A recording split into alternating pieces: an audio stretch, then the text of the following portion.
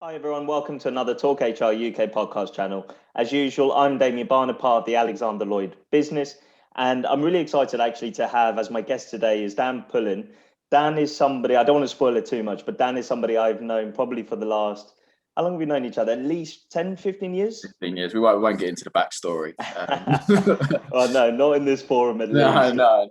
Um, but Dan's role and remit really is Principal Health and Wellbeing Consultant at Towergate Health Protection.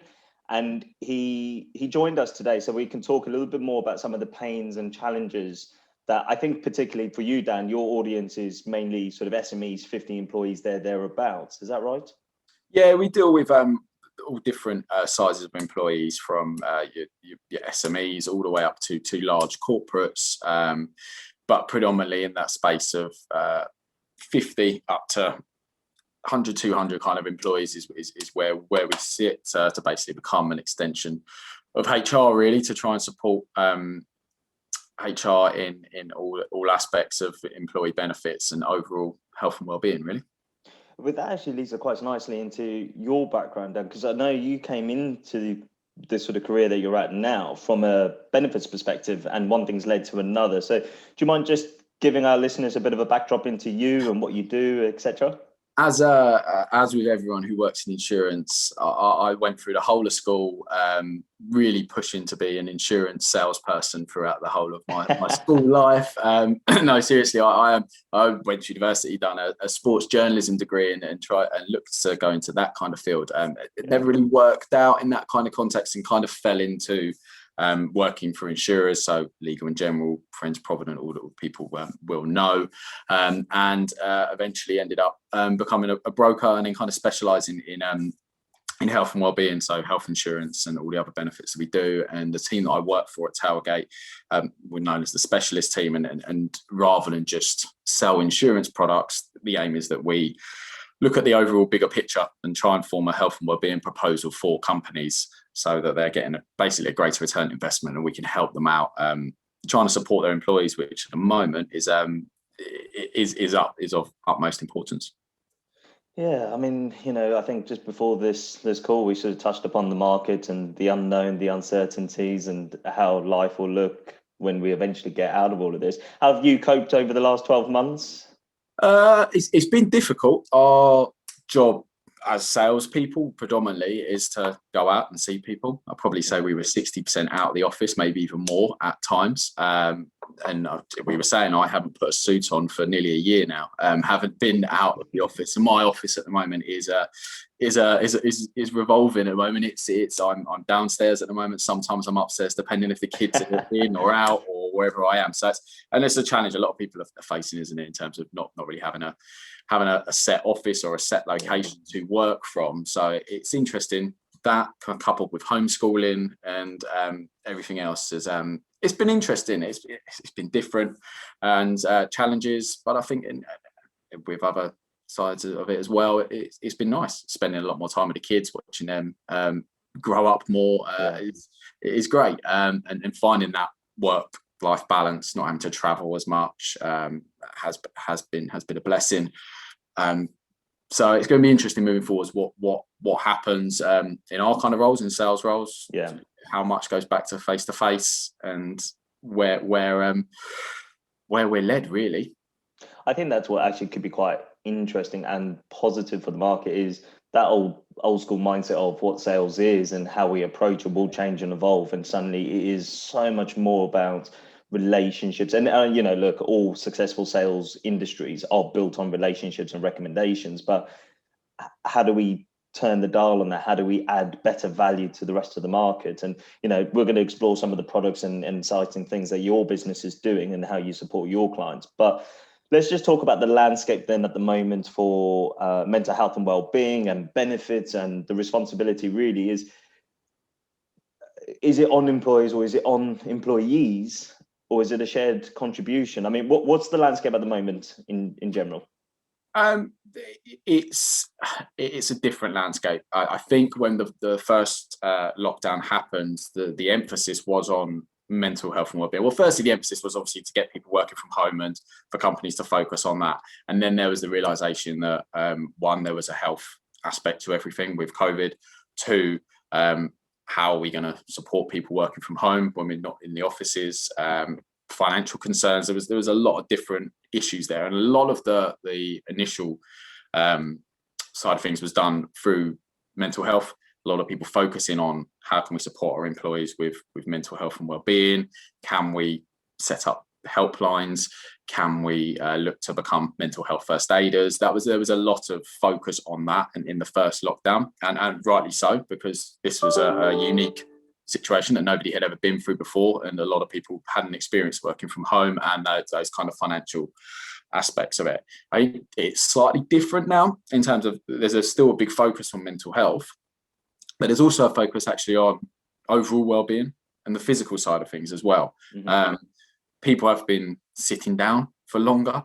Most people would have travelled to work in some way, shape, form, even if it was a short walk to the car, even if it was getting the train, you're walking to the train station. It's pretty much now people are just sitting down and looking at their screens for 9-10 hours a day, and then you go in the evening, you watch Netflix, you watch an even bigger screen. So it is just, there's a greater focus, I think, on that. And if this is continued, which it looks like it will be for the majority of 2021, then yes, we're taking care of the mental side of things, but what can we do from an overall well-being standpoint as well, in terms of focusing on people's nutritional aspects of side of things, physical aspects, as we said, just getting out for that walk. People can't go to the gym as much at the moment. So what can they do? Getting out, having that walk.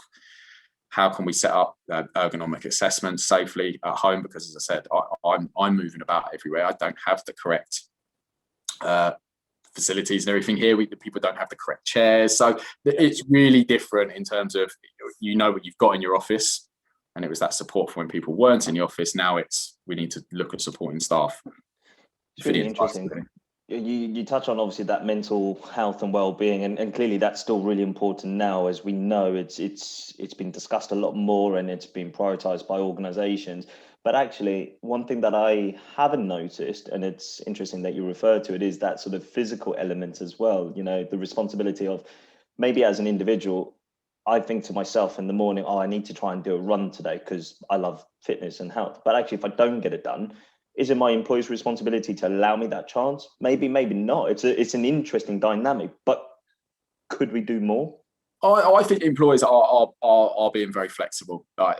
From the ones that I speak to and the clients that I have, maybe routinely before it was you had to work 9 to 5, 9 to 5:30. I think now there is that flexibility. People understand that kids are at home, or it's not as easy to do that. And let's be honest, people maybe were leaving for work at 7:30, 7 o'clock, potentially even earlier than that. So you have that extra hour to start work then. Maybe take your hour off in your lunchtime and say, go out, walk your dog, go for a run, go and do something. And the employers that we've been working with, we've been trying to emphasize that in terms of allow the employees out for an hour, 2 hours a day. As long as they're getting that work done throughout the day, does it matter so much? And it's great for wellbeing, especially at the moment. It was easy in summer. The summer's easy, isn't it? The sun's up the majority of the day. You can get out either very early morning or your motivations are high, aren't they? In summer, exactly. You need to get out and see that daylight, but now you're getting up and it's dark, and when you finish work it's dark. So it's that, try and get out in those hours before, and emphasizing that. And I think that's twofold. As we said earlier, there is a responsibility on employers to try and encourage activity and people getting out, but also on those employees to make sure that they're doing as much as they can for their own physical well-being as well.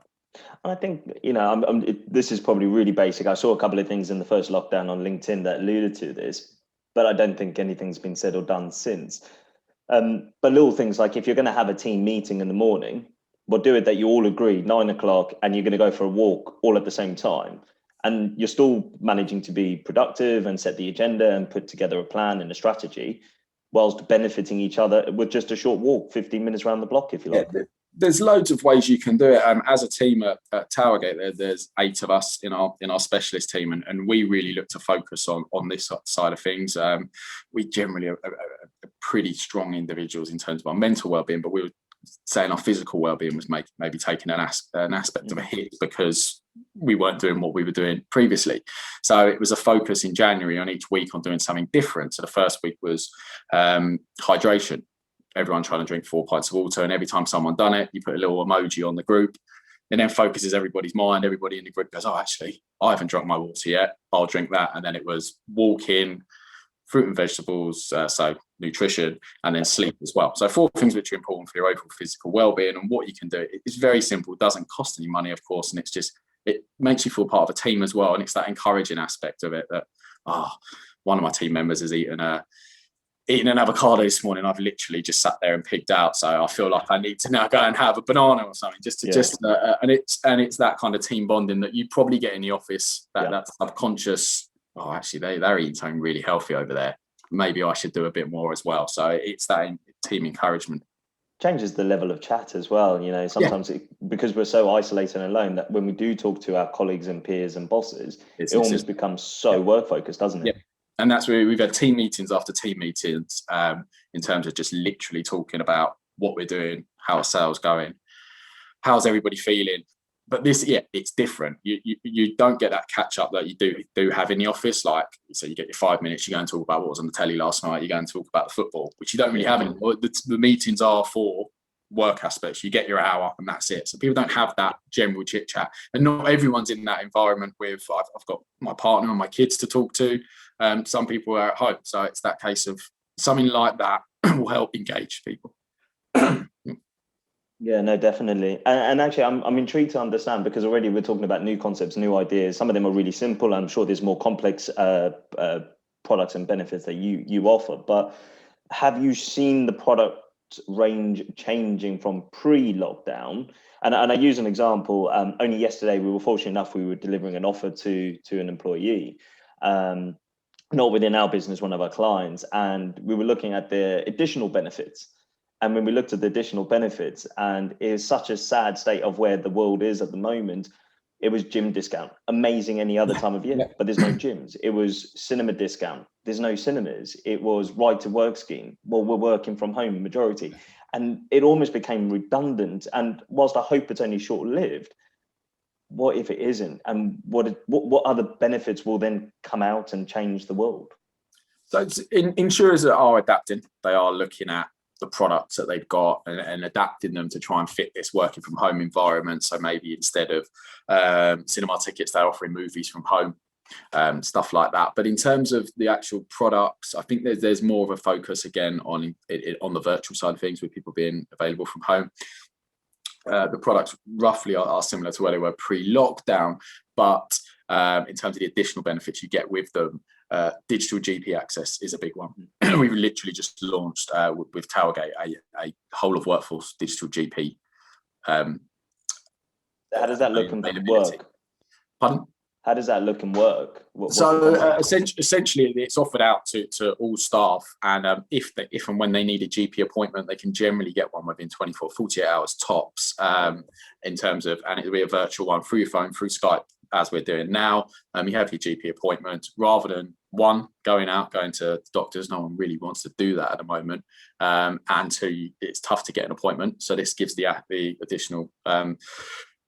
The additional availability that you get, it's free of charge, obviously, for employees. Employers purchase it, but yeah, it gives them that access there to get that GP appointment when they need it, and then obviously onward referrals into medical insurance if they have those kind of products and stuff like that. So that's I think a big push at the moment. A lot of stuff's been done virtually, so all virtual consultations a lot of insurers are doing, and just adapting.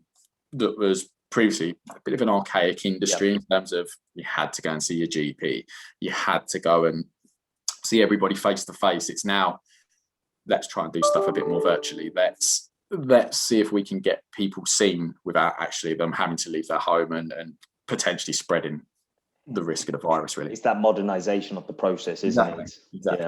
Yeah. We've got a good client down in Brighton who have had huge growth over the last 12 months. And of course, they are a virtual GP business. That's what they specialize in, operating globally, which was largely led by the US initially, acquisitions, and they've just got in the right place at the right time.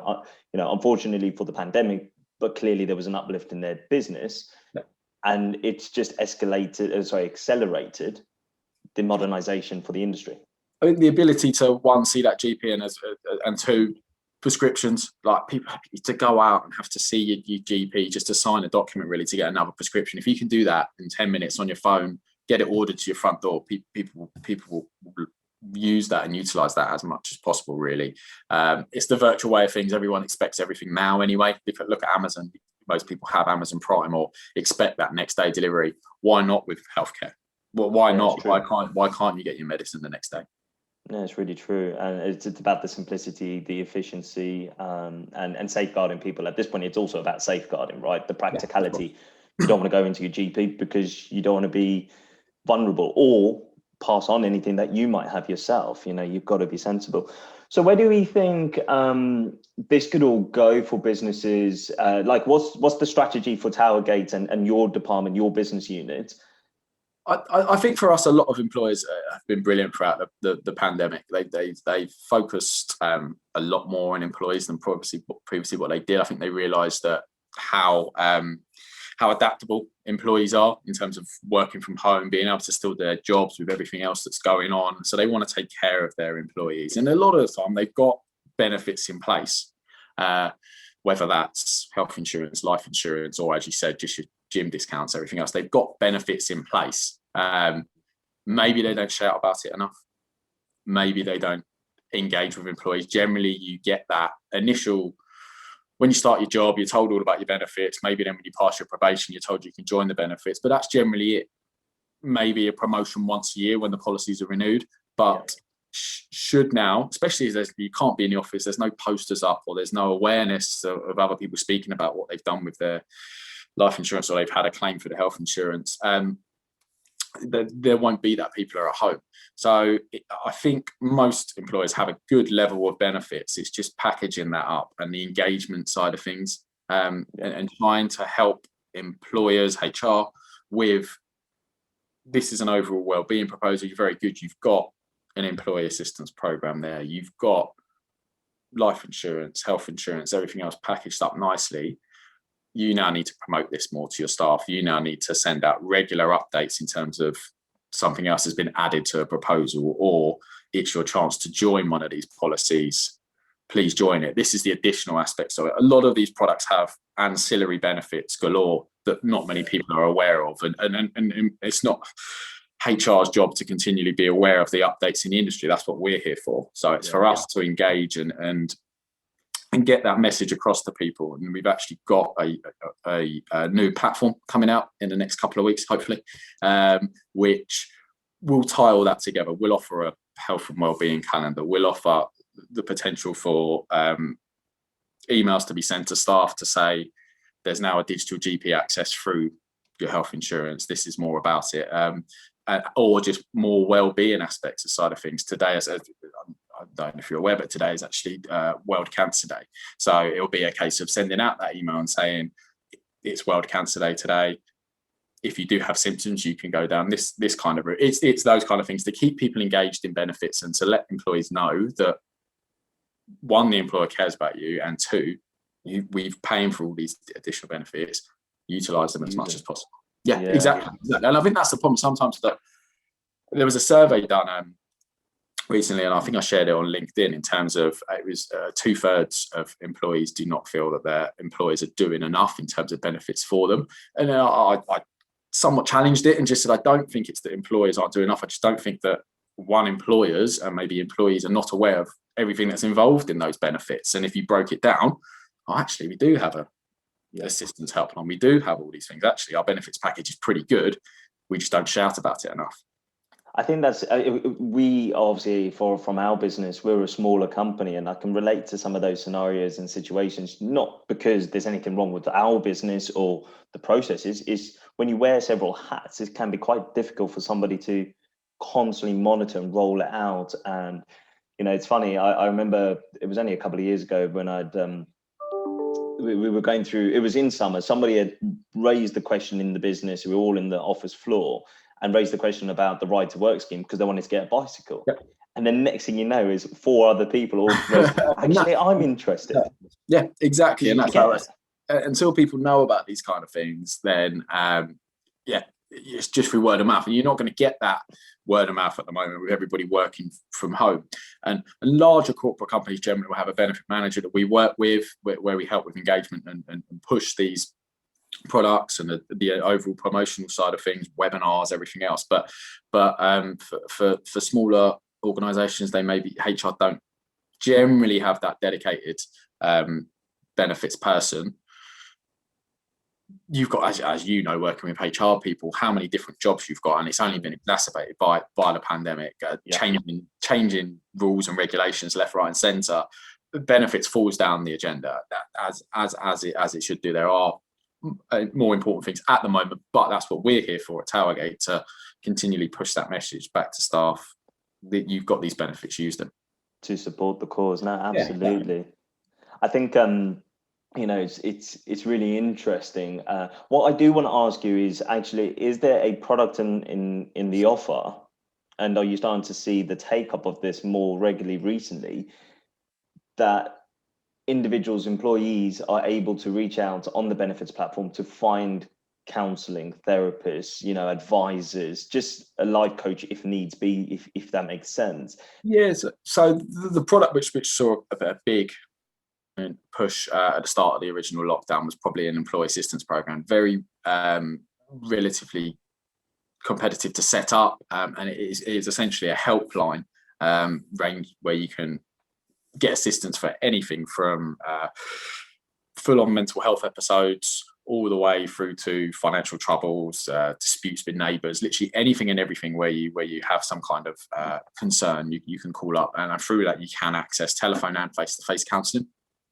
And most employers will have a form of this, whether it's a standalone assistance program or if it is a full-on built-in product with another product that they have, so with health insurance or with their life insurance. But there is an aspect of that, and again, employers are maybe not aware that they have these products built in.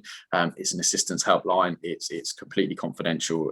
It's a great starting level mental health aspect for people to use without obviously breaking the bank too much in terms of employees at the moment, in terms of setting up a full mental health provision, which not everybody has the allocations for. And I think it's quite timely, really.